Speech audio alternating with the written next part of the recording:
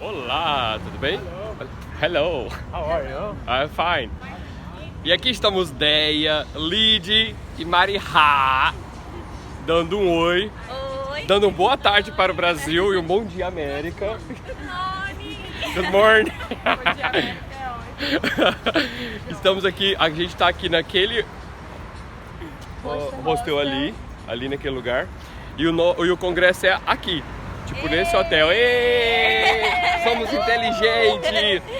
E com a ajuda de Mariha, que ajudou a gente a escolher o lugar, estamos aqui chegando já, aqui do lado.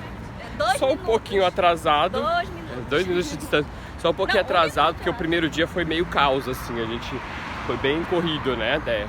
Foi. O primeiro dia foi mais corrido, mas a gente está chegando aqui agora no 13º Congresso Internacional de Adesão ao Tratamento Antirretroviral e Probet. Tenho certeza que vai ser o máximo. Nós todos temos trabalhos para apresentar, que a gente teve aprovados trabalhos. Eu estou mega empolgado. E tá um calor do caralho aqui. E a gente está assim meio mais bonitinho assim. As meninas estão mais à vontade. Olha só que lugar bonito, massa. Gente, é igual na televisão que a gente vê aquelas coisas, sabe? Miami Beach assim. Em Miami Beach, na 16ª Street com a Collins.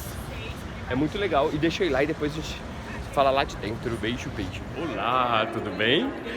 Galera, eu estou assim, vamos dizer, emocionado com o que eu acabei de ouvir. Bem, primeiro, assim, só para dar um feedback do que aconteceu, a primeira apresentação foi sobre a importância dos dados, da coleta e do uso dos dados para poder otimizar a adesão, né? Era um assunto mega complicado, cheio de termos técnicos, eu tive bastante dificuldade para compreender o que eles estavam falando, mas entendi. Foi o Paul.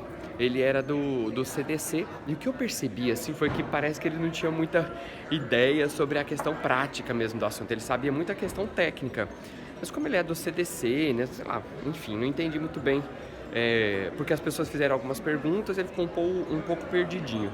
Mas foi aquilo que a gente já faz, né? O uso das informações, e uma coisa que eu achei bem interessante, que como os Estados Unidos a realidade é muito diferente do nosso país, né? Eles chamam os usuários de clientes, sabe? Porque o serviço aqui é pago, né? Então você tem alguns serviços que são públicos, e esses serviços públicos, aí ele não sabia muita informação.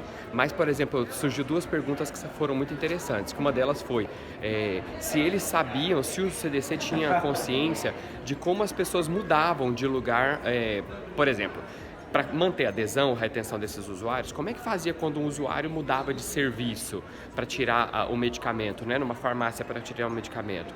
E aí ele não sabia dizer, porque não tinha dados, não tem dados, uma interligação, é necessário uma rede de serviço, coisa que aqui nos Estados Unidos eles não têm. A outra pergunta muito interessante foi que uma moça perguntou se quando uma pessoa não ia pegar o remédio ou comprar o remédio, o medicamento antirretroviral, como que eles faziam? Se tinha uma, tipo assim, você liga para poder saber?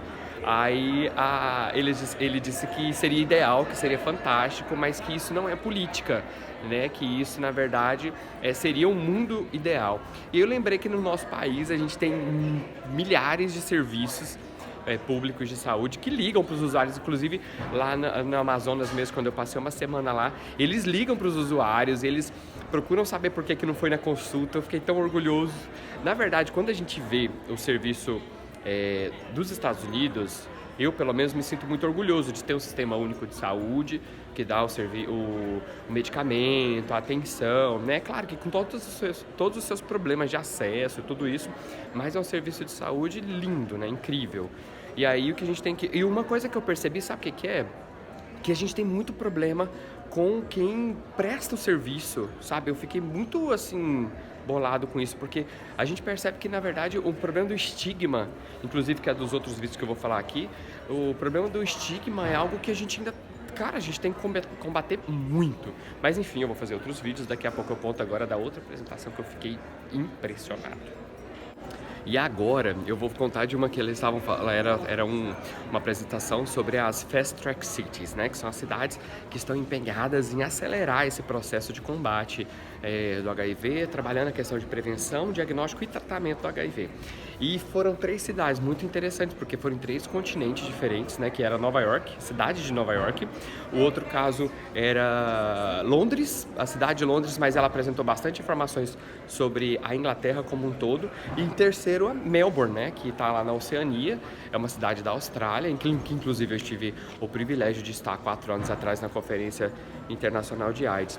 E eu vou fazer um vídeo para cada uma dessas cidades, tá? Bem, vamos começar por New York City, né, que foi a primeira cidade a apresentar. Ela apresentou Tô ali chamando minhas amigas. Ela apresentou as informações sobre uma clínica específica, mas tipo, é uma clínica muito grande. Eles atendem 12 mil pessoas por ano, é uma loucura. Aquela é Maria, minha amiga. Vamos. Espera aí que eu tô gravando, tô fazendo um vídeo aqui. Não, vem cá, espera aí. E aí, nessa clínica, ela apresentou, eles têm 12 mil atendimentos por ano, é uma loucura. Eu fiquei imaginando, e é um serviço muito legal. E eles fazem lá coisas que ela apontou que é muito importante, a questão de combate ao estigma e à discriminação, que eles fazem muito isso fortemente. Eles fazem também a questão da PrEP, é um trabalho muito forte com relação à PrEP e trabalha muito especificamente a questão dos planos de saúde, o atendimento no plano de saúde dentro dessas clínicas, uma clínica especializada. Na verdade, é muito parecido com o que foi apresentado anteriormente. Deixa eu ir andando ali. Na verdade, é muito parecido com o que foi apresentado anteriormente pelo rapaz do CDC, né? Então é aquela história que a gente já sabe, que eles investem nas pessoas que têm plano de saúde, quem não tem, eles têm um programa que atende essas pessoas, então basicamente foi isso. Mas eu vou falar agora sobre Londres e Melbourne. Então, e agora eu vou falar sobre Londres. Londres, fiquei apaixonado. Primeiro que a mulher era incrível de linda. E você sabe o que eu achei muito interessante? Londres faz parte de um país gigantesco, né? Que é a Inglaterra. E eu achei muito interessante que na Inglaterra toda, gente, eles têm 85 mil pessoas vivendo com HIV. Isso é pouquíssimo.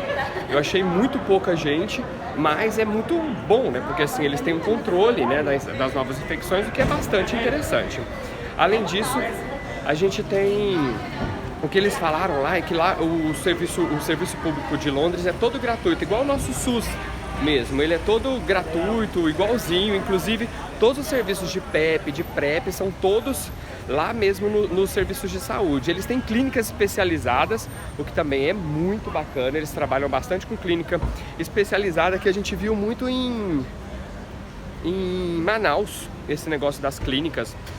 E eu achei muito interessante.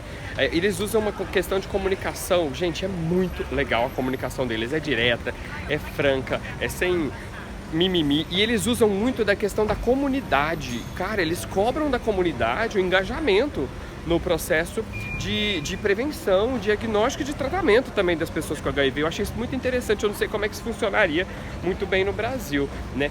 Mais uma vez ela reforçou a questão do combate ao estigma. Se a gente não tiver um combate foda do estigma, a gente não consegue vencer nada. A gente vai estar sempre atrás dos outros, porque a pessoa com estigma, e ela citou, a pessoa com estigma não vai fazer o tratamento, a pessoa não vai fazer o teste. Então é melhor que eles falem a verdade do que a gente fique fazendo juízo de valor. É uma coisa que ela falou também muito interessante, que as pessoas, os profissionais de saúde são muito engajados em manter essas pessoas no serviço. Então assim, meninas trans, pessoas trans, sabe, os gays, os HSH, eles são muito focados neles e sempre tentando acabar com o estigma. E outra coisa que eu achei interessante, que é o suporte ao U igual a U, ou o nosso I igual a I, que é algo muito interessante que a gente no Brasil ainda está caminhando, estamos começando isso agora, mas a gente vai chegar lá. E por último, mas não menos importante da primeira parte do dia, das Fast Track Cities, foi falado de Melbourne. Gente, Melbourne é bem legal, assim, bem diferente assim também, porque eles falam tanto da questão do... Lá eles têm um serviço público e tem serviço privado também, é uma mistura da Inglaterra com os Estados Unidos. Eu achei bem interessante. Assim, eles fazem o que quem tem plano de saúde faz no privado, ou quem quiser comprar PrEP faz privado, ou enfim. E tem o público também, então é tudo misturado assim. E o público é política pública mesmo, sabe? Eu achei bem interessante, inclusive. Mas enfim, o que eles falaram que eu achei bem interessante, a população é de 24 milhões na Austrália e a prevalência lá é de 0,1%. de HIV. Que coisa mais linda, né? E aí eles têm 3% de indígenas lá no país, e eles têm 24 mil pessoas que vivem com HIV na Austrália. Especialmente ela estava falando do estado de Victoria, né, que é onde fica Melbourne. E bem interessante a questão também que eles falaram que eles também usam a sociedade como parceira das ações. Então assim, eles estão sempre explorando essa proximidade que se tem com a sociedade, né? E cobrando mesmo da sociedade ações e também a conscientização dessas pessoas no processo de... Gente, os semáforos aqui são tão loucos. Olha só que lindo, não é muito Miami Beach? Olha lá, uma bandeirinha dos Estados Unidos. Agora não dá, amor, agora eu tô gravando, a gente tem que pegar outros... Vamos atravessar? Então, desculpa, gente, as interrupções. E aí, a sociedade então é uma parte muito importante da conscientização das pessoas, tanto da prevenção, diagnóstico e tratamento do HIV. Eles já estão meio assim doido, enquanto a gente está perseguindo os 90 e né, tá difícil de alcançar, eles já estão no 95 até 2020. Então é uma parada que vai ter que a gente ainda vai ter que correr um bocado para conseguir alcançá-los. Uma coisa que eu achei interessante, que a gente até apanha um bocado, tem uma série de divergências no Brasil, é que eles continuam reforçando muito a questão da camisinha, sabe? A camisinha é algo muito reforçado por eles. E outra coisa que mudou radicalmente a maneira como eles fazem é a questão do start. Quanto antes começar, eles reduziram drasticamente, como a gente também no Brasil reduziu drasticamente o tempo de início, infecção, diagnóstico e tratamento do HIV. Muito massa. Eles têm também uma questão de combate ao estigma muito forte, assim como nos outros países, nas outras apresentações. O foco em ter pessoas não MSM, homens que fazem sexo com homens. Achei interessante isso. Eu não sei até que ponto que isso é viável e interessante. Assim, viável mas assim, até que ponto isso é interessante. Quanto mais gente atingir, uma coisa que todos três falaram de atingir o máximo possível quem é elegível à PrEP. Gente, isso foi uma coisa que os três reforçaram. Na hora que uma moça perguntou para elas qual era a dica para países que não são, em cidades que não são como os três que apresentaram, eles falaram duas coisas: combate ao estigma e atender a todos elegíveis à PrEP. Eu achei isso muito legal. E é por isso que eu termino e na próxima eu volto daqui a pouco. E agora chegou a hora tão esperada que eu viajei até aqui, que é a hora de apresentar o meu pôster. Moleque. Aqui bem do lado aqui, ó, está ali, cadê a Lidiane? Aquela agachada ali, ó. E aqui, ó, Maria que está acompanhando a gente. Maria também fez esse pôster comigo. Toca aqui, cara. Arrasane. E ali, ó, a Andrea tá bem ali pertinho. E tem mais um monte de corredor pra lá, assim. E é isso. Esse é o grande momento, assim. Suor, tá gelado, eu tô suando. Mas já teve 4 pessoas que vieram aqui. A gente tá aqui há uns 10 minutos. E tem uma galera circulando, tá vendo? As pessoas ficam circulando e vendo os pôsteres. E aí eles perguntam, fazem algumas perguntas sobre ele, né? Tipo, o que é isso? Ou alguma dúvida. Uma coisa que eu achei muito interessante, que a principal dúvida das pessoas aqui é como que a gente já está usando essas informações que estão sendo coletadas no aplicativo. Hashtag fica a dica, hashtag a gente precisa fazer alguma coisa com esse negócio. A gente só está coletando, já tem alguns meses e ainda não está usando. Então bora lá. Mas é isso, a gente agora vai continuar aqui. Deixa eu desligar isso aqui, porque senão as pessoas não vão conseguir falar comigo, né? Porque eu estou falando no celular, estou falando com o celular. Tudo bem? Tudo bem, galera? Eu tô aqui em Miami Beach, pra ser mais sincero. Olha lá, gente, tem uma praia ali, ó, vocês não estão entendendo. Tá muito perto da praia. E a gente tá aqui no hotel que fica bem em frente à praia. A parada é muito legal, o hotel é muito legal, a estrutura é boa. Mas é interessante, viu, só pra poder falar mesmo. A nossa estrutura dos nossos congressos no Brasil, eu achei muito melhor. Uma coisa que eu achei muito legal aqui é que eles respeitam o tempo, assim, o horário perfeitamente. Eu achei isso muito legal. O congresso, para quem não sabe, é esse aqui, ó, o Adherence 2018, tá? É da IAPAC, que é uma organização bem grande de cuidado com HIV, né? E eu tô aqui com os meus papéis, que eu anotei um monte de papel, e aí eu tô meio perdido aqui tentando me entender. Mas é o seguinte, eu vou então voltar aqui com os vídeos sobre o que eu tô vendo aqui para poder manter vocês sempre informados. Eu vou fazer um vídeo para cada tema, tá? Para ficar mais separadinho. Então esse aqui que foi ontem. Na verdade teve um dia que eu não consegui fazer nada porque a gente tá muito cansativo, sabe? Então são 3 dias muito cansativos e eu acho que eu tô usando sapato errado, enfim, eu tô muito cansado. Vamos lá. Então uma das coisas, voltando aqui aos assuntos principais que foram abordados nesse congresso, um deles foi uma plenária sobre long acting. São tratamentos antirretrovirais de longa ação, de longa duração, né? Que são aquelas cápsulas, né, que eles fazem. E eu achei muito interessante porque eles estão fazendo bastante pesquisas, principalmente aqui nos Estados Unidos, né? E eles já têm resultados muito bons e eles estavam demonstrando então como que isso interferia na adesão das pessoas, né? Afinal de contas, uma terapia de longa duração, aquela que se aplica, né? Por exemplo, uma injeção, se toma uma cápsula, aquilo interfere na adesão? Foi visto que sim, claro. Né, que isso interfere. Só que é interessante que ao mesmo tempo que interfere na adesão, algumas pessoas acham que tipo é uma bobagem, porque eu já tô tão acostumado a tomar os mesmos medicamentos todos os dias que isso não faz diferença. Em contrapartida, existem pessoas que falam que isso mudou a maneira como ele se relaciona com a infecção, né? Uma vez que ele não precisa mais ficar lembrando que ele tem HIV toda hora, né? Porque ele só vai tomar lá quando ele estiver lá na unidade de saúde que ele for tomar. Isso é bom porque você tem como fazer um tratamento diretamente observado, né? Que é o que a gente já faz com tuberculose hoje, com algumas populações, né? Onde a pessoa vai lá no serviço de saúde e ela toma o remedinho na frente do enfermeiro, né? Para poder ter certeza que ele tomou. Como a TB é um tratamento mais complicado, né? Assim, é curto, mas é um tratamento mais complicado porque tem que tomar medicamento todos os dias, não pode falhar, essas coisas todas. Então se usava já essa estratégia com a tuberculose. No caso do HIV, só que não vai ser todo dia, né? Eles estão testando até 12 semanas. Então, assim, existem medicamentos que vão estar disponíveis em até para você aplicar uma vez e ficar 12 semanas com ele, ou seja, 3 meses. Então, 3 meses sem tomar a pílulazinha.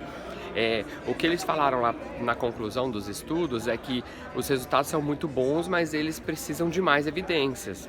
Né, eles precisam de mais estudos comprovando, porque ou o recorte não é muito grande, né, ou ele é muito específico de algumas regiões, e isso muda muito de um lugar para o outro, né? O estudo que você faz na África não é a mesma coisa para o pessoal dos Estados Unidos, não é a mesma coisa para o pessoal do Brasil, né? Então isso aqui é interessante. E por fim, eles falaram que as drogas têm demonstrado uma eficácia muito grande, só que ainda são drogas muito caras. Então assim, o acesso a essas drogas seria um acesso muito complicado e restrito. Então isso é algo que também tem que ser trabalhado muito, né? No nosso caso, no Brasil, a gente sabe que o governo ele negocia a compra de antirretrovirais e pelo grande volume se consegue um preço geralmente mais baixo do que o resto do mundo inteiro paga, né? Então é isso e eu vou daqui a pouco pro próximo painel então. Só para avisar, porque eu vou colocar todos a programação completa na descrição do vídeo. Eu voltei aqui para complementar que houve logo depois do painel que eu falei agora há pouco sobre as informações técnicas sobre os tratamentos antirretrovirais de longa duração, houve um outro painel falando do impacto disso na adesão, né? Assim, tipo, como que a gente vai trabalhar a questão de adesão com essas novas modos, né, de tratar o HIV. E aí foi muito interessante, uma psicóloga, ela apresentou uma pesquisa nos Estados Unidos, demonstrando que, eu falei até no outro vídeo, que houve um impacto relativamente pequeno na adesão, porque as pessoas estavam acostumadas a tomar o medicamento, então aquilo para elas estava tudo bem, elas não estavam tendo nenhum problema em tomar o medicamento. É uma visão interessante, mas que não serve, como eu falei também no vídeo anterior, não serve para o mundo todo, né? Essas pesquisas elas têm que ser realizadas em diferentes sítios, né? Em diferentes lugares, para que ela possa trazer de fato uma informação representativa do mundo, né? Gente, eu tô sentado aqui no chão. Tô sentado no chão porque eu preciso de algo para apoiar meu braço, porque eu tô tão cansado que até segurar o celular tá difícil. Ao mesmo tempo também, ela reforçou, e uma coisa muito legal, galera, tipo, praticamente todo mundo que está falando aqui está falando que hoje o problema do HIV não é um problema clínico difícil de tratar. Mesmo que a pessoa tenha que tomar comprimidos diários, as drogas hoje elas evoluíram a um ponto onde a gente quase não tem mais efeitos colaterais ou tem muito poucos. Então a gente não tem mais, a gente é quase garantido que se a pessoa vai tomar o medicamento, e é garantido que se a pessoa vai tomar o medicamento adequado, ela vai chegar à supressão viral, a carga viral indetectável, e vai ter uma qualidade de vida muito alta, não vai transmitir HIV, tudo aquilo. Só que duas coisas que eles sempre pontuam, que é a questão do acesso. Em primeiro lugar, eles colocam a questão do estigma e da discriminação, ou seja, se a gente não conseguir diminuir o estigma do HIV, a gente não vai conseguir reduzir o número de pessoas infectadas, a gente não vai conseguir fazer com que as pessoas tomem seus medicamentos e, consequentemente, a gente não vai conseguir chegar à carga viral indetectável. Então, são duas coisas que geral está pontuando, que é a redução de estigma em primeiro lugar e a questão de acesso, né? No nosso Brasil, no nosso país, no Brasil, mesmo tendo tratamento universal, a gente sabe que o problema de acesso ainda é um problema muito real, né? E seja por causa da discriminação, ou seja por questões geográficas, N questões, né, que dificultam o acesso. Então, são coisas que a gente tem que falar muito. E o que ela falou é que o tratamento de longa duração, ele tem um impacto muito grande no estigma, porque a pessoa ela não vai ter que tomar aquilo o tempo todo, então ela não vai ficar com um pote de comprimido. E esse pote acaba meio que marcando a pessoa, né? Como uma pessoa que vive com HIV, porque ela possui aquilo. Então ele vai lá no centro médico, toma a sua injeção, por exemplo, de 3 em 3 meses e volta para casa e vive a sua vida normal. Ele esquece que tem isso. No estigma da própria pessoa, isso representou também um impacto bastante grande. Eu achei interessante isso, né? Porque teve até uma fala lá de uma pessoa da pesquisa que falou assim, que agora eu nem me lembro que eu tenho HIV de fato, porque eu tomo o meu medicamento lá na unidade de saúde e eu fico dias sem lembrar que eu tenho HIV, porque aquilo não entra na minha vida, né, por todos esses dias. Achei interessante isso. Ela falou também uma coisa que a gente já está fazendo no Brasil, em algumas cidades, principalmente Curitiba e Manaus, né, que tem projetos que estão fazendo, que é a questão da navegação. A navegação, ela é uma estrutura que facilita o acesso das pessoas que foram diagnosticadas e ajusta a rede para receber essa pessoa. Então, assim, os navegadores eles vão tratar desde a vinculação dessa pessoa no serviço de saúde, né? Olhar a questão de agenda, orientar com relação à agenda, aos exames, aquelas coisas todas, quanto organizar, entender como é que o sistema de saúde da região funciona e ajudar ela a manter esse cidadão no tratamento. Achei isso muito interessante porque eles mostraram dados bem interessantes, altos até, de melhoria na adesão através da navegação. Né? Como eu falei no vídeo anterior também, que o tratamento de longa duração ele facilita a questão da administração assistida, né, dos medicamentos, mas ao mesmo tempo ele exige que tenha um profissional para aplicar o medicamento, então isso também pode gerar uma barreira no acesso. E tem que ser avaliado também a questão de como a pessoa recebe uma dose maior de medicamento, tem que verificar se essa pessoa ela não vai apresentar alguma intolerância, né? É uma coisa invasiva, uma injeção. Algumas pessoas, inclusive a metade delas acharam que doía a injeção, então é uma coisa que tem que ser avaliada também, né? E tendo como os principais desafios a resistência às drogas que vão ser usadas, né, nesse caso, que estão sendo testadas, os efeitos colaterais dessas drogas também nesse corpo por causa dessa alta dose e a questão de custo, que ainda é alto, como eu também falei no vídeo anterior, né, que foi apresentado lá pelo Roy, de Nova York. Deixa eu só ver aqui. E eu tô aqui nesse congresso porque eu tive um trabalho aprovado, um pôster, né, aprovado, e aí eu vim aqui para apresentar esse pôster e, óbvio, acompanhar o que está acontecendo.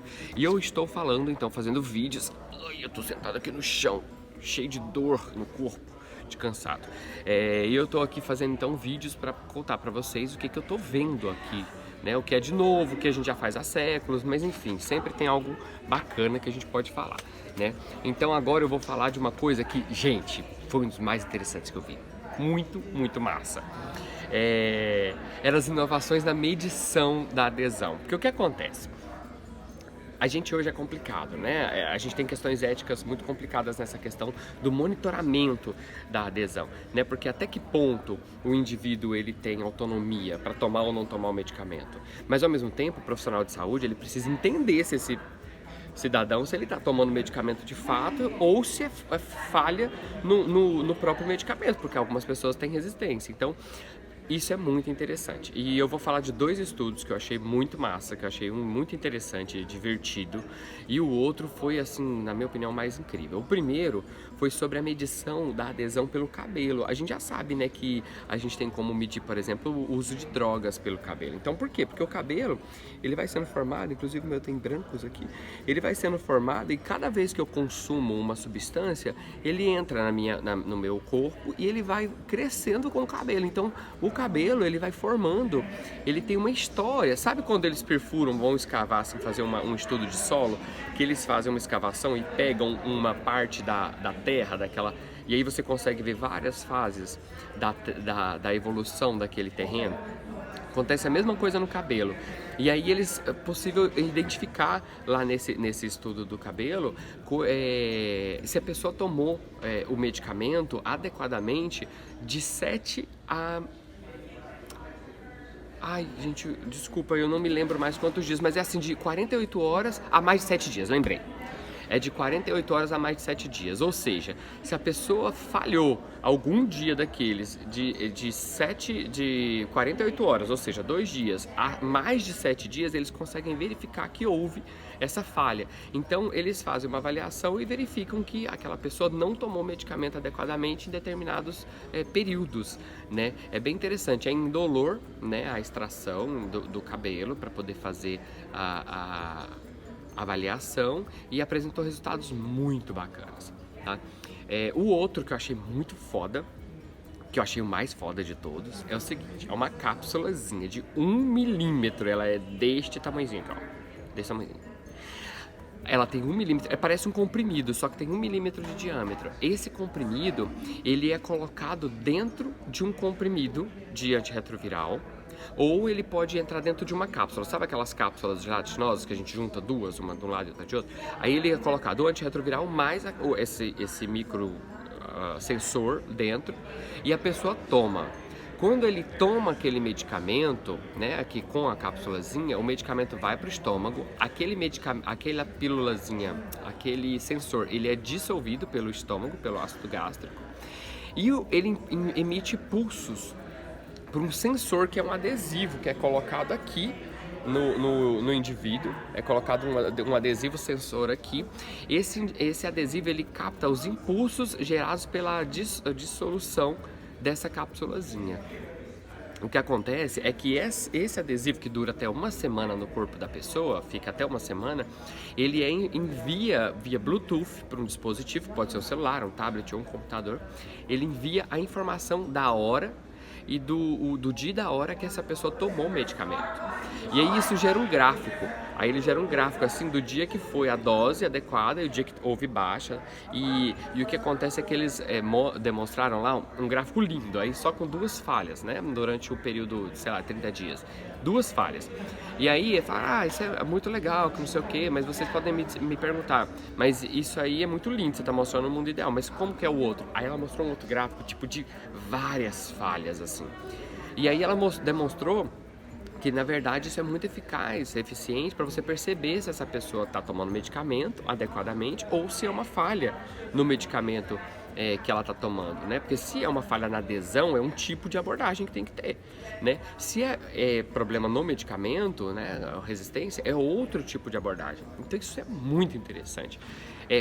Perguntaram sobre a viabilidade desse tipo de estudo, tanto do primeiro quanto do segundo, tanto do cabelo quanto da pílula. Elas não sabiam responder, né, porque são estudos, então assim, eles não têm ideia do custo. Esse custo com certeza hoje para manter o estudo é muito alto, mas num uso comercial não se tem ideia, né, porque isso tudo depende de negociação, de um monte de coisa. E teve também com relação, eu não achei tão diferente assim, mas foi com relação à urina, né? Porque a gente já tem isso, né? Pra gente verificar se a pessoa usou drogas, aqueles exames antidoping, a gente já sabe, tem como verificar. E eles mostraram uns gráficos difíceis, o cara falava difícil muito rápido, eu consegui pegar menos coisas, mas também não sei se é por isso que eu não achei tão interessante. Mas enfim, de todos são esses 2 estudos que eu achei muito massa.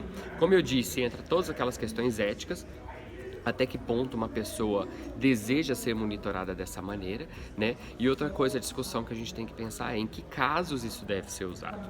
Mas isso é coisa para o futuro, né? Mas eu achei muito legal mesmo. Aí eu tentei tirar algumas fotos da apresentação, mas também não vai adiantar muito, tá? Enfim, só da apresentação. Então foi então das inovações tecnológicas sobre o monitoramento do uso dos antirretrovirais. Então o que acontece é que agora eu vou falar foi uma apresentação de 3 pôsteres. Eu estava muito curioso para ver, e eram 3 pôsteres orais, então cada um falou 15, 20 minutos.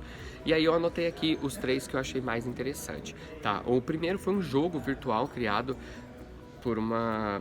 eu não lembro a nacionalidade dela, mas era inglês, com certeza, porque a telinha do aplicativo era em inglês. Mas era um jogo que ele fazia o seguinte, ele mostrava, além de você ter informações sobre o tratamento, adesão, diagnóstico, essas coisas, ele também tinha um joguinho mesmo, onde você com o dedo aqui na tela do celular, você ia passando de fases, aí você ia descobrindo, tipo, o medicamento ele age dessa maneira, olha, aí você tinha algumas perguntas e desafios, e eu achei bem bacana, assim, eu achei massa. Os gráficos eram médio, assim, não eram super desenvolvidos, mas era uma ideia muito boa. Eu acho que o que faltava, o que vai evoluir para isso, eu espero, né, é só mesmo um ajuste com relação à qualidade dos gráficos apresentados, mas a ideia é fantástica, eu achei muito massa. O segundo foi uma pesquisa, esse eu achei massa, era uma mulher, ela estava explicando. Eles fizeram uma pesquisa numa universidade aqui dos Estados Unidos que falava o seguinte, que se eles ampliassem o leque de indicação da PrEP, em alguns casos, ele ampliaria muita coisa a elegibilidade, pessoas elegíveis à PrEP, né? Porque o que acontece? Ela até criticou o protocolo do CDC, né, as indicações do CDC, que hoje prevêem praticamente os mesmos que a gente tem no Brasil, né, que são homens que fazem sexo com homens, casais sorodiferentes, trabalhadoras sexuais e travestis e mulheres travestis e transexuais e homens... eu já falei, acho que são os 4. Enfim, gente, eu esqueci, tô cansado. Então, mas basicamente são esses. Aí o que acontece? Ela pegou e fez o seguinte: se eles ampliassem aquela mulher ali é muito fodona, gente. Ela é uma embaixadora de não sei o que. Ela falou agora há pouco. Do Global. Eu tenho aqui o nome dela. Enfim. Então o que acontece é que aí ela fez o seguinte: ela ampliou a elegibilidade para mulheres que tinham sexo sem camisinha, que alegaram ter sexo sem camisinha. Isso já é um grau, né, e eventual, né? Foram excluídas pessoas que tinham parceiros fixos. Mas então mulheres que tinham sexo eventual sem camisinha e que declaravam isso, elas se tornavam elegíveis a essa pesquisa. O gráfico que ela apresentou, tipo assim, absurdo, a ampliação, porque se fala pouco disso. Mas as mulheres, as mulheres cisgênero que tinham sexo sem camisinha são quase tão vulneráveis quanto homens que fazem sexo com homens. E ela conseguiu dizer isso e provar isso através do estudo dela, né? E uma outra foi uma pesquisa super complicada de entender, muito complicada, era uma avaliação de metadados, do Netflix. Nossa, e a mulher fez uma coisa assim, tipo, tão complicado, mas é porque eu nunca trabalhei com avaliação de metadados. Mas foi muito louco, porque assim, eles conseguiam rastrear se a pessoa tinha ido fazer o diagnóstico, se ela tinha tirado o medicamento, se ela tinha ido fazer os exames. Era uma coisa muito louca, eu fiquei muito impressionado com aquela avaliação dela, mas não entendi nada assim a fundo, porque era muito complicado de entender. Eu vou ver se eu consigo pelo menos a apresentação de slide desses 3, e vou colocar na descrição do vídeo. Eu troquei de lado aqui porque minhas pernas estão doendo, que eu tô sentado no chão. Eu vi muito massa isso. Era uma plenária sobre a redução do nível de HIV, nas populações. Então, assim, tinham várias estratégias. E então eles estavam falando das multipossibilidades, né, de redução dos níveis de HIV, da incidência, né? A incidência é aquele número de novas infecções que é medido num determinado período. Por exemplo, a incidência de HIV em 2017. Aí eles fazem assim, quantas novas pessoas foram diagnosticadas com HIV entre 1º de janeiro a 31 de dezembro, por exemplo, de 2017, tá bom? Então vamos lá, eles falaram muito de PrEP, é uma coisa que está sendo muito PrEP. Eu até fiquei pensando assim, gente, será que a Gilead tá patrocinando esse evento? Provavelmente, mas enfim, não é por causa da Gilead que eles vão estar falando isso, porque realmente dados, informação, estudo, pesquisa comprova que nas regiões onde mais se aplica PrEP, nas populações mais vulneráveis, a incidência de HIV é muito menor. E é interessante que eles mostraram 2 gráficos, assim, um mostrando a incidência antes do início da PrEP e a incidência depois do início da PrEP. Ou seja, foi possível ver que aonde subiu o uso da PrEP, reduziu o número de novas infecções. Cara, isso é muito massa, a gente já sabe disso, mas é bom a gente ver isso em números, saca? Isso é muito legal. Outra coisa que eles falaram, que é uma coisa que a gente já fala isso no Brasil, que inclusive vem destruir uma falácia, né, que as pessoas falam muito. Deixa eu fechar esse negócio aqui. Cortina aqui, nossa, que cortina alta. Vou tirar um pouco do brilho aqui. O que eles falam que é o seguinte, é que muita gente critica, fala, mas agora todo mundo vai transar sem camisinha, com PrEP. Gente, já foi destruída há muitos anos, a gente já fala isso no Brasil há muito tempo, mas estudos novos vieram dizer que pessoas que estão fazendo a PrEP, elas têm, além de orientação sobre o HIV, as infecções sexualmente transmissíveis, o trabalho de uma melhor administração do seu risco que está correndo, elas também têm uma avaliação sobre a sua qualidade de vida, de saúde no geral. Então, assim, pessoas que fazem PrEP, elas têm uma redução no número de complicações cardíacas e de diabetes. É uma coisa que eles conseguiram comprovar. Então, assim, olha que massa, né? Um tipo de prevenção, né? Uma profilaxia que é feita para o HIV acaba evitando outros problemas de saúde, que inclusive no Brasil são muito comuns, né? O ataque cardíaco é extremamente comum. A gente até, infelizmente, perdeu um amigo da rede dia desses por causa de um ataque cardíaco, um homem super saudável, assim, de aparência super saudável, jovem e, enfim, faleceu. Mas pra gente ver que essas pessoas estão vulneráveis o tempo todo. E quando se faz a PrEP, você tem um acompanhamento médico, né? E esse acompanhamento médico acaba refletindo em outros tipos de problemas de saúde que podem ser detectados logo no início. Isso foi muito massa.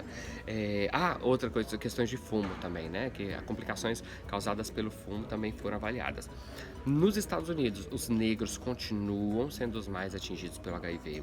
No Brasil não é diferente, a gente sabe disso, né? A gente sabe que, infelizmente, os negros eles acabam sendo negligenciados muitas vezes, né? Por causa da discriminação que eles sofrem nos serviços de saúde, na sociedade em geral. Então, eles acabam se tornando mais vulneráveis, né? É uma vulnerabilidade a mais somada a todas que se tem. Uma coisa que eu achei muito interessante que a gente vê isso no Brasil, agora que começou a implantação da PrEP, né, eles falaram que os serviços especializados nos Estados Unidos, gente, não sei se vocês sabem, mas não existe sistema único, sistema público de saúde, não existe. Aí o que eles têm organizações não governamentais, ONGs, né, que tem uma parceria com algum fundo, alguma instituição, e essa instituição paga para ajudar essa ONG presta então um serviço gratuito, e existe também o privado, então a pessoa vai lá, paga o plano de saúde paga o medicamento, ela mesma vai na farmácia e compra. Então, só que aqui existe a diferença de atenção especializada e atenção básica, igual a gente tem no Brasil, né, que eles chamam de primeiro acesso, né, que é o primeiro acesso, que é o que a gente chama de atenção básica. O que acontece é que existe um problema aqui nos Estados Unidos, que a atenção básica acha que é a atenção especializada que deve cuidar da PrEP. E a atenção especializada sabe que não precisa de tanta especialidade para indicar uma PrEP. Então existe essa complicação, e no Brasil a gente sabe que existe a mesmo problema, né? A gente ainda não tem isso tão grave, tão latente, porque a gente ainda não tem no serviço básico de saúde a indicação da PrEP, a gente só tem hoje no especializado. Mas quando isso for ampliado, com certeza isso vai aparecer. A tecnologia também apresentou resultados muito bons, tanto na aplicação da PrEP quanto na ideia de tratamento como prevenção, né, que é a TASP, né, que a gente chama. Então, o tratamento como prevenção e a PrEP tem tido sempre resultados muito bons quando você usa tecnologia. Hoje em dia, quase todo mundo está conectado, né? Outra coisa ela falou também da PrEP injetável, eles falaram, né, da PrEP injetável, ela é preferência para quase 50% dos usuários, então não é todo mundo, né? Outra coisa que eu achei interessante, que eu falei no vídeo anterior sobre o tratamento de longa duração, a PrEP injetável não é preferência da maioria não, mas é a preferência de quase metade da população que faz a PrEP. Eu achei isso tão interessante, porque eu pensei que isso seria muito mais alto, né? Mas aqui nos Estados Unidos não é. Essa pesquisa foi feita aqui nos Estados Unidos. E duas coisas que eles colocaram muito massa, que a gente também já sabe há séculos, mas tem mais evidência, é que a adesão à PrEP, ela tá ligada diretamente a questões de saúde mental, né, que a gente sabe disso já tem um tempo, e questões de estigma. Estigma, de novo, a palavra desse congresso é estigma, tá? Então tem essas duas coisas que a gente tem que trabalhar. Eu queria fazer um adendo aqui, um vídeo curto falando sobre a Erika Castellanos. Ela é uma mulher trans e é positiva, e ela fez um discurso muito bonito falando, era num painel sobre quem está sendo deixado para trás nessa luta contra o HIV, e é interessante que ela falou que mesmo tendo as mulheres trans e travestis e trans, né, como população-chave do HIV, ou seja, uma população desproporcionalmente afetada e uma população que precisa de cuidados especiais, mesmo assim, as mulheres trans e transexuais, as mulheres travestis e transexuais estão sendo deixadas para trás nessa luta. Elas continuam morrendo e elas continuam sendo infectadas e morrendo, né? E uma coisa que ela falou e ela reforçava muito enquanto ela falava, que assim, que ela só está viva hoje porque ela tem muita vontade de viver. E as outras meninas também estão vivas porque elas também têm muita vontade de viver. E que ela queria ver uma hora onde as pessoas não precisavam ter vontade de viver, elas simplesmente teriam acesso, teriam cuidado, teriam um tratamento adequado, né? É muito massa, eu gostei muito da fala dela, uma fala muito forte, muito bonita, como geralmente são as falas de ativistas. Eu vou falar agora de um painel que me interessou bastante também, óbvio, né, que era do meu trabalho, que era sobre a questão de mHealth e eHealth. Isso são estratégias usando a tecnologia para melhorar a adesão. Por que eu fiquei tão feliz com isso? Porque eu estou aqui hoje, nesse congresso, inclusive, porque eu tive um trabalho aprovado sobre um aplicativo que é a Dani Batista, e eu desenvolvemos há 4 anos atrás, e ele passou por uma rebuild, ele foi reconstruído, né, novamente, agora há 1 ano e pouco atrás. E a gente lançou no congresso de setembro. É um aplicativo chamado Viva Bem, aplicativo que tem, além das informações, da possibilidade de você colocar calendário, você acessar informações sobre o tratamento, essas coisas, você tem acesso ainda a informações sobre os exames de carga viral CD4 e genotipagem realizados na rede pública de saúde, coisa que ninguém tinha até então, né? Só profissionais de saúde, agora o próprio usuário tem.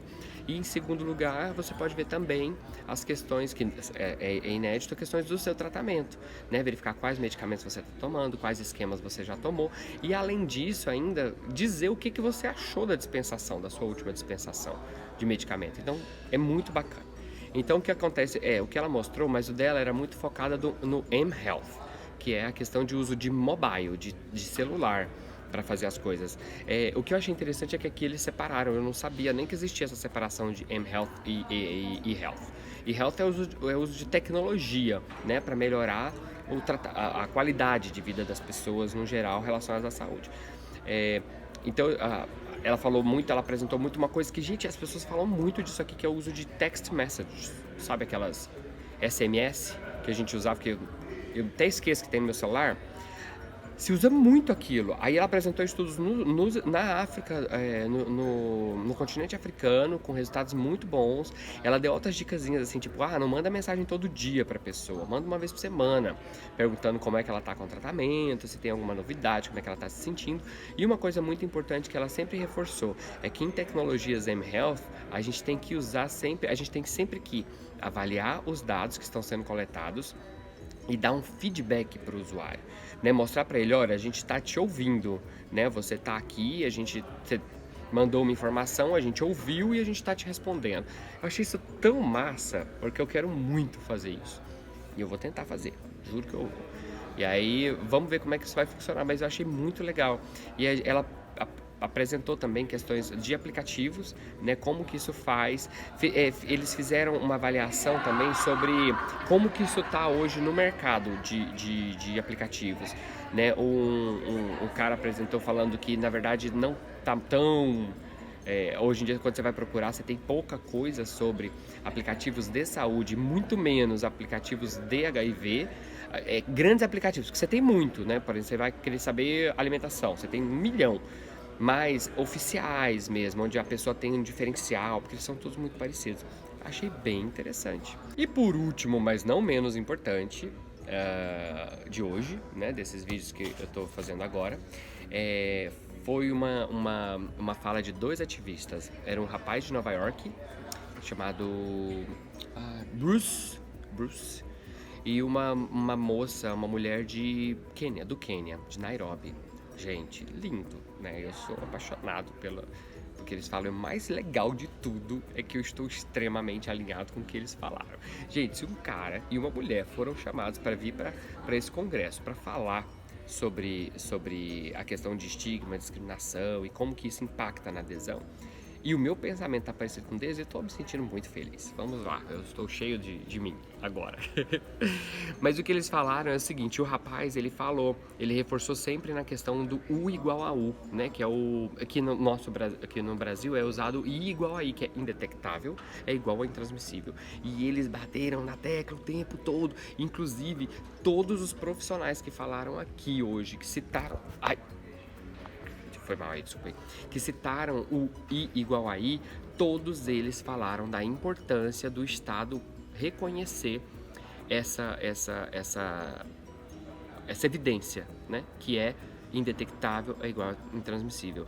E eles falaram, inclusive, o Bruce, ele falou que a gente tem que mudar alguns discursos. Por exemplo, ao invés de dizer pode haver infecção, não vai haver infecção, né? Naquelas condições. Aí ele falou que a pessoa... Aí a mulher falou assim que... Ela mostrou... A moça do Quênia, ela apresentou várias falas de como isso impactou na vida dessas pessoas, né? Como a descoberta de que indetectável igual intransmissível impactou na vida das pessoas. E foi muito legal, porque ela apresentou coisas muito parecidas com o que eu penso. Eu fiz até um vídeo dia desses falando de como eu me senti quando eu vi o indetectável igual intransmissível, a pesquisa que saiu. Realmente é uma mudança na maneira como a gente se relaciona com a infecção e com as pessoas, né?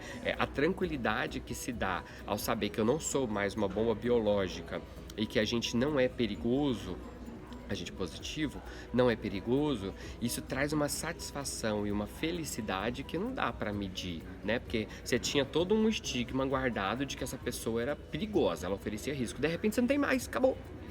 Isso já vem lá desde o TASP, né? Quando já se descobria que a prevenção podia ser ampliada com a redução, com o tratamento e a redução da carga viral, mas ela veio tipo com o pé na porta quando ela chegou com o I igual a I. Então é algo que eles reforçaram o tempo todo, que a gente precisa assumir isso. E ele mostrou vários países que já assumiram isso, apresentou campanhas que eu achei muito massa também. Eu tava louco para ver coisas nossas lá do Brasil, mas eles não apresentaram não. Mas foi muito legal ver isso aí, eu fiquei muito feliz. E eu fiquei muito feliz de saber que o meu discurso está pareado com o Bruce e com a Lucy, né, de Nova York e do Quênia. Então é isso, pessoal. Aí eles reforçaram o tempo todo a questão do estigma e falaram as mesmas coisas que eu já falei, né? O estigma do HIV, ele reduz a possibilidade de uma pessoa fazer o teste anti-HIV, ele reduz a possibilidade de uma pessoa fazer o tratamento e, consequentemente, ele reduz a carga viral indetectável, né? Garantindo a qualidade de vida dessa pessoa com relação ao HIV e evitando que ela transmita para outras pessoas, né? Então é basicamente isso. E é isso, pessoal. E agora tá acabando nossa viagem, né, Andréia? Acabando. A gente quer voltar, a gente tem que voltar aqui para passear, pra conhecer mais, para ir pra Disneylândia. Olha só que lugar massa, ó. Lindo, maravilhoso. Mostra o chão. Olha o chão, que é o que a gente tava falando, que era super massa. Olha só, tipo umas paradas de metal. E é fundo do mar. Bem legal. Aí então a gente vai agora, vamos pra pegar o nosso voo que vai direto pra Brasília. São só 7 horas de voo. Dormindo. Coisa boa. Meu sonho, né? Eles não deixaram a gente. Apertado. American Airlines, gente, não é bom. O avião é pequeno, é apertado e Muito apertado. muito apertado. Desconfortável. E eles cobram da Pras pernas, gente. pras costas. E eles cobram da gente para marcar o assento. E aí nós chegamos aqui, fizemos juntos o check-in e ainda assim eles colocaram a gente tipo separado, sabe? Não vou dormir de conchinha com o João. É, a gente não vai dormir de conchinha, a gente vai ter que dormir assim, só colando o dedinho assim, ó, ela de um lado do corredor e eu do outro lado do corredor. É isso, a viagem foi muito legal, Muito o congresso bacana, foi gente. muito bacana. Show de bola. Ele era menor do que eu imaginava. Eu achei que ele foi muito bom, gente. Não, mas menor que eu digo assim, de quantidade de gente. Ele era, tá. tinha menos gente do que eu imaginava que teria. Mas foi muito legal. Então é isso, beijo, depois a gente conta mais do congresso. Tchau, tchau.